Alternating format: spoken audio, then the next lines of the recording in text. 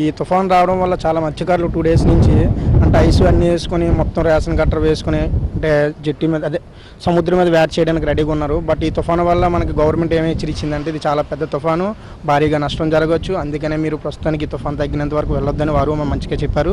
అలాగనేసి చాలా మత్స్యకారులు మరి రెడీగా వెళ్ళిన వాళ్ళు ఉన్నారు. కొంత బాధపడుతూ మనం బాగుంటే నేను రేపు నాడనేది మనం వేట ఎంతైనా చేసుకోవచ్చు అని ఆలోచిస్తూ వాళ్ళు జట్టీల మీద బోట్లు కట్టుకొని రెడీగా ఉన్నారు. ఈ తుఫాను తగ్గిన వెంటనే వెళ్ళడానికి కూడా. దీన్ని బట్టి వాళ్ళు కూడా మత్స్యకారులు కొద్దిగా ఇబ్బంది అవుతుంది కాబట్టి గవర్నమెంట్ ఏదైనా చూసి వాళ్ళకి చిన్నది సాయం చేయగలుగుతారనేసి అని మేము ఆశిస్తున్నాం, అంతకు మించి ఏం లేదు. సరే, ఇది మొత్తం మీద పరిస్థితి మనం చూడొచ్చు. బంగాళాఖాతంలో ఏర్పడిన తుఫాను తీవ్ర తుఫానుగా మారింది. ఈ సమయంలో ఎవరు సముద్రంలోకి వేటకి వెళ్ళొద్దని కూడా మత్స్యకారులని ప్రభుత్వ అధికారులు సూచించారు. వాళ్ళందరూ కూడాను సముద్రంలో ఎక్కడ వేటకు వెళ్లకుండాను తీరంలోనే ఉన్నారు.